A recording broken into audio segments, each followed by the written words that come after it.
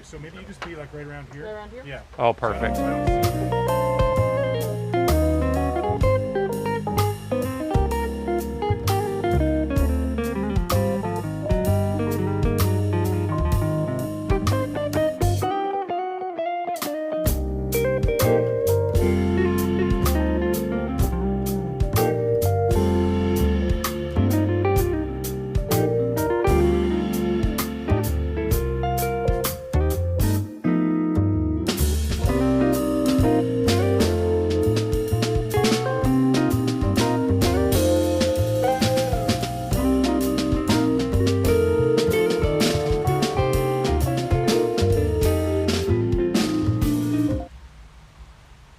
Hi everyone, welcome to the Bob Ross Experience in Muncie, Indiana. My name is Nicholas Hankins and I'm a certified Bob Ross instructor. It's going to be my pleasure this afternoon to give you a tour of the experience. So come on in, let's take a look and see what we can see.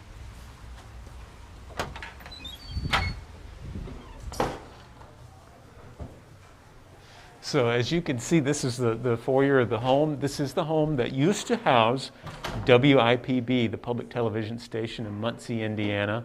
And of course, I want to also say I'm joined by Ada, my better half, who's also a certified Bob Ross instructor. Some of you may have painted with us down at Bob's workshop in New Smyrna Beach, Florida. And if not, we'd certainly welcome you there. And to paint at the experience. You can now paint at the Bob Ross Experience and take a class along with several certified Ross instructors who teach here at the facility. So let's go upstairs and we'll kind of check out some of the things to see along the way and check out the brand new, just opened today on Bob's birthday, the new workshop upstairs. Come on.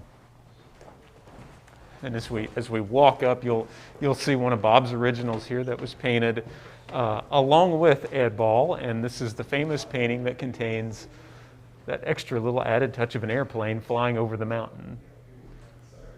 And then up this gorgeous staircase.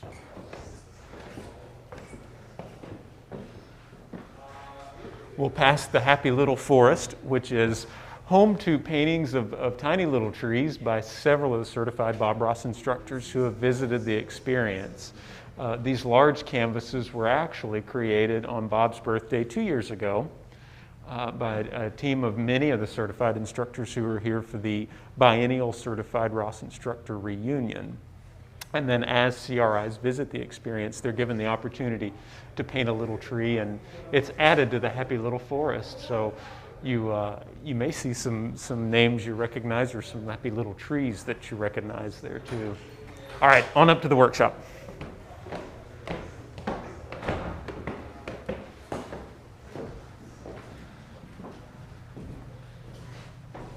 And as you come up here, we actually just concluded a class, and it was so much fun. We were thrilled to be able to come up here from Florida and help the crew here at Muncie kick off and inaugurate this beautiful space on Bob's birthday. And indeed, it is time to get crazy. So let's whip through the doors here, and you can see this great classroom. So the beautiful light walls. We've got Bob's actual, this may be the coup de grace, I suppose. This is just one of the large canvases that was created for Bob's 3-hour instructional DVDs, and 4 of these canvases hang around the room. So in this videotape presentation originally, which was filmed here in the house in Muncie, Bob broke down the different elements of his wet-on-wet landscape painting technique. He did different types of mountains, different types of trees, different types of water, and different skies. And as we just sort of cruise around the room, you'll see these different paintings and these huge, huge canvases. So this is such a great little instructional item. This is the water canvas where Bob demonstrated the reflections, sort of a babbling brook, a waterfall, and then a couple of different types of ocean waves, which is very interesting. So anybody who was watching this, and it's still available now, of course, from the Bob Ross Company, you can still order that videotape and watch it. And it's just as valuable a piece of instruction today as it was 30, 35 years ago. So it's really a testament to Bob and how he stood the test of time, and just created a marvelous and very rich resource for all of us who enjoy painting. So come on this way. We should wave at Ted too. Ted's back there working. Another certified instructor. Thanks for putting me on the spot. We had to. Here's the sky canvas. So we see the different types of clouds. And I was always fascinated with this little sky here. And for some reason, I've never painted it. This reminds me that I need to put that on the to paint list. Just love that little sunset sky. And moving on around, there are these beautiful monitors, which we just loved having. What a luxury of being able to have close-up shots of the canvas as we were working. We were able to demonstrate how to load the brush, how to load the knife, and just in beautiful detail. So we were a big fan of that. And I guess everybody's favorite. Yep. The mountain canvas, yeah, absolutely. Everybody's favorite. And certainly the most highly coveted strokes in the Bob Ross technique are the lovely light touches with the knife to get the mountain snow to break. It takes a little extra effort, it takes a little extra practice, but it's worth the practice. That's where the real fun begins. When you master the knife, you can really do anything you want with it. So there's a couple of paintings from the class today, one of Ted's and one of mine there. We had a fun day painting with some just fabulous people from all around the country. It's been a great birthday celebration for Bob, so we're happy to be able to do that. All right, let's go take a look at some of Bob's paintings now hanging in the gallery across the way. Happy painting, Ted.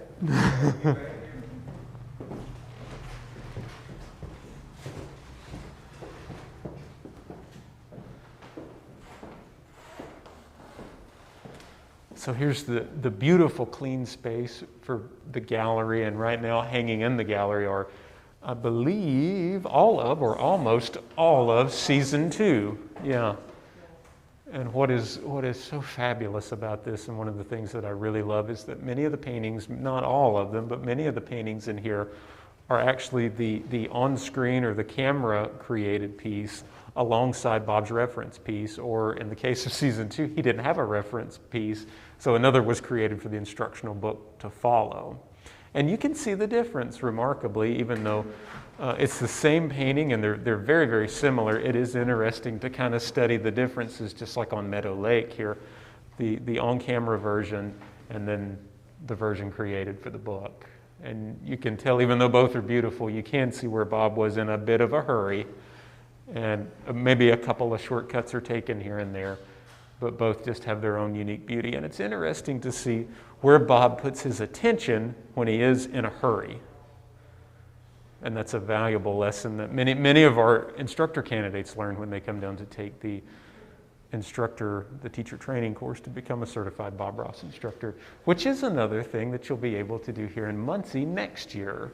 They'll be offering certification courses here in Muncie, so that's fantastic. 3 blocks, I believe, right? Three separate sessions. Yep, so a total of 9 weeks, 3 sessions. Yep. So if you're interested in that, be sure to call 1-800-BOB-ROSS and sign up soon, because those do fill quickly. Again, this is another series, Ebony Sea, where we have the camera painted version and the book version, and what we believe to be one of Bob's more infamous happy little accidents. Yeah, we think maybe he stuck a finger in that one. Not on screen. No, Of course. after the fact. One of my favorites there, the black and white seascape. That's such an interesting painting. This was actually the piece which is animated for the intro to season 2. And as we just sort of cruise around and look at these paintings, I have to tell you the story, if you haven't heard it already, of the paintings in season 2. They were actually, Bob had cooked up 13 reference paintings for his initial debut here at WIPB in Muncie, Indiana. And those paintings were stolen. Their motorhome, as Bob and Annette were preparing to leave from Orlando, he was at his mother's, and Bob and Annette were going to drive to Indiana for a series of classes and taping the episodes. Bob and Annette were so busy in the early days, as were Walt and Jane back in Virginia doing the hard work of running the company. But as they were preparing to leave Orlando, their motorhome was broken into and all 13 reference paintings were stolen. Remarkably, we believe we have one of those reference paintings, stolen reference paintings, which found its way back to the workshop by way of a guilty conscience or what, we're not Who sure. knows? It's back. That's all we care about. That's all we care about, It's exactly. But it's actually a copy of the Brown Mountain painting, which is similar but a bit different.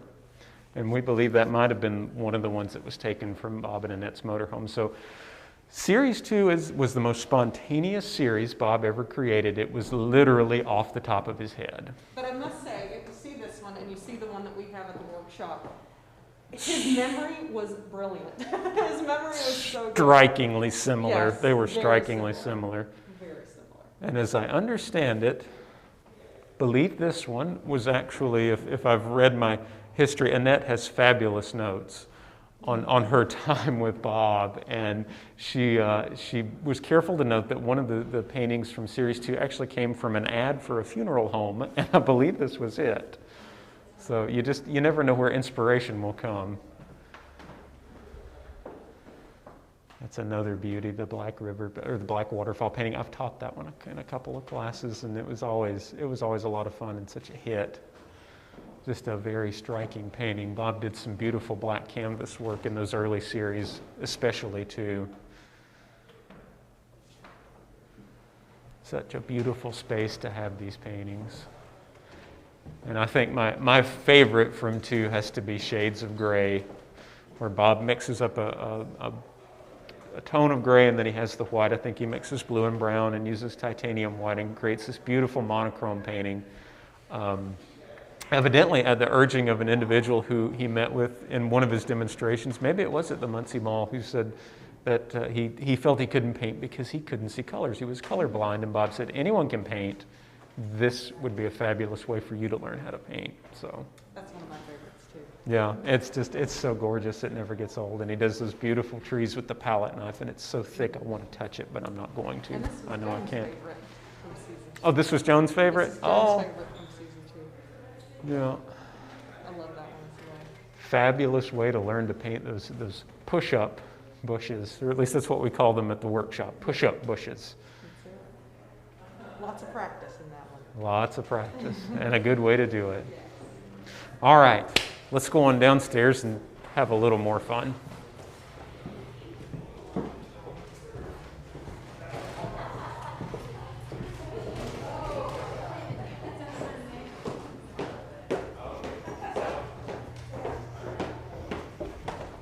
You have to paint your tree before we leave. Oh, I do. Yep, don't forget that.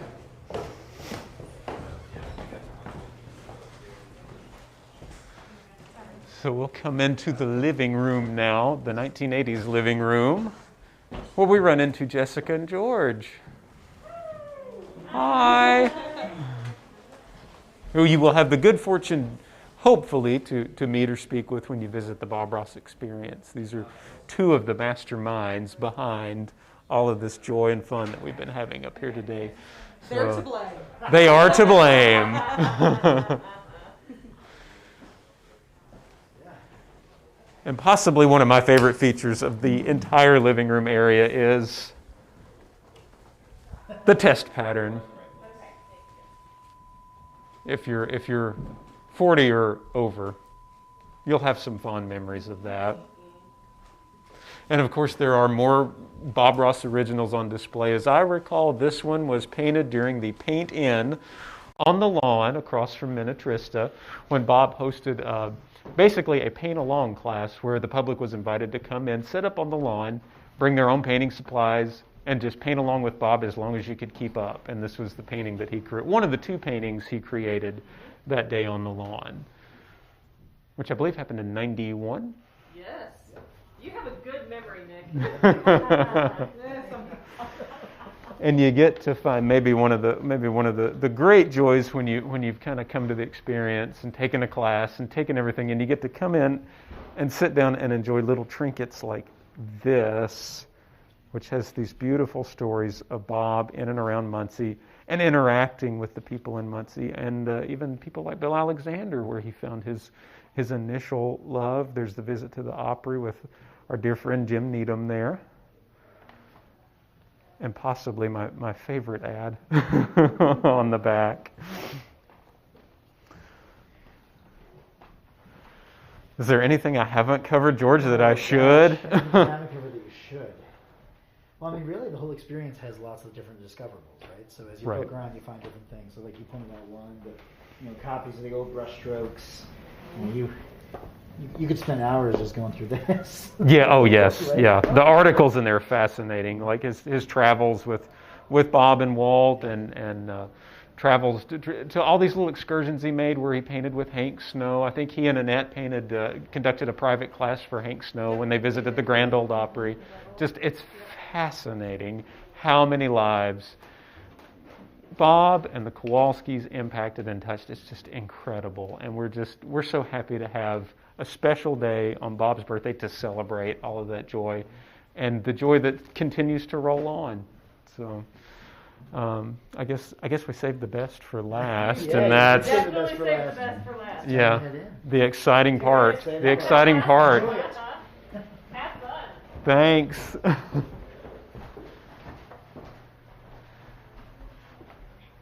And of course, as we come into this area, the most special part of the experience, it's the studio where Bob created all those shows that we've all sat and watched and enjoyed and maybe taken a nap along with a few times. So this is actually Bob's easel, which was crafted from a platform ladder. And I don't know if he actually welded and constructed the head of the easel or not. But nonetheless, this is a homemade rig, and more Bob Ross originals on display here. Of course, we've got Bob's beautiful Seascape from Series 14 up here. Some of the prototype brushes that Bob used. The cinder block. and I love the setup in here because you get to see actually how Bob would have had the reference painting just off camera. So he was able to look at that along with a television monitor, which would have given him a live look at what was on one of these huge cameras. Incredible how this has changed. Just as I'm looking at this camera compared to this camera, it's remarkable how far technology's come in 35, 40 years. Of course, behind the acrylic case here, we've got Bob's palette, which was used on the show. Still stained with a little bit of the paint. That's just remarkable. And George mentioned the discoverables, and that's another fun part of this room, especially this room, because some of the discoverables include paintings by certified instructors, and these are many of the paintings that you'll find in Bob's books. And what I just love is on the back, as you turn this over, we have a little bit of information about instructors who painted these paintings, and an inspiring little quote from Bob on the back of each one. So one of the fun discoverables in here. And I think if I'm not wrong, I've seen photos where, when Bob was in the studio, and I'm assuming this is to recreate that, where he would have the season paintings lined up along the wall. Against the wall here, that's right. And then of course he would be over here painting. So.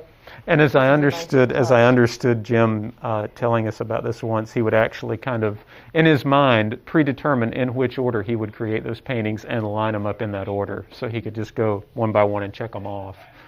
The man was a machine. It's incredible. He was amazing. He was just amazing. As we come back over here, I don't know how well it would translate to the video, but they always have a corresponding clip playing in the camera of the painting on the easel. So it's just like wonderful to stand here and you can take on you can be Richard Collins and be the cameraman. Without the rain jacket. Without the rain slicker, yeah. You have to bring your own rain slicker. It's not included.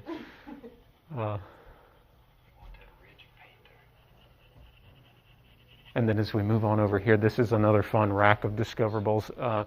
Bob was very, very particular. He was a clothes horse. He was very particular about the type of shirts that he wore on camera. These are John Henry shirts from I Sears believe or it was J.C. Penney. Sears or J.C. Penney, I can't remember. One of Right. those, yeah. But he always kept a rack close by. Of course. Oh, I said you had to bring your own rain slicker, but I was There wrong. is one. There's Richard's rain slicker. Yeah. I So apologize. you can put that on and go over there and stand behind the camera and pretend Bob's beating the devil out of it, and you're having to dodge And you're the having to paint. duck and dive. And in many of these discoverables, you'll actually find, if you come in here and play long enough, you'll find a little bit of added information in each of these little things. You never know what you're going to find when you pick up a little piece of history in here. Lots of Easter eggs in here. Lots of Lots Easter of them. eggs. Along with Bob's iced tea, Marlboro. his Vapo rub. So before every show, he would get a quick whiff of Vicks Vape. Oh, it's actually got. Okay, wow. That's, yeah. They actually recreated the smell of Vapo rub. That's impressive. Okay. Like I said, you never know what you're going to find in here. The key to his Datsun. The key to his Datsun, yep. The Datsun motorhome, where he hauled all of those brushes and paints and tubs of brush cleaning stations and paint thinner. It's just remarkable. More beautiful originals that were created either on the show or for the show. I loved checking this out, this little photo album of Bob and the crew here at the TV station in Muncie, and it's filled with all these fabulous old photos. And we came in and sat for probably longer than we should have. And one of my favorite photos of Bob there, peeking through the thumb hole in the palette. I just adore that guy. And my favorite part of the entire thing is the fact that they researched the orange carpet that's Yes. been here in this room. And the yellow walls. And the yellow walls. This is the original color scheme And they of recreated it. the home at the time, yeah. So what seemed makeshift and it'll do at the time was painstakingly recreated. The ironies of Yes. researching, But that's but the kind of attention to detail that they've taken here, and it's absolutely phenomenal. it really is. It's It really- magnificent how much time was spent to make sure everything was right. And It makes you feel like you're here in the 80s.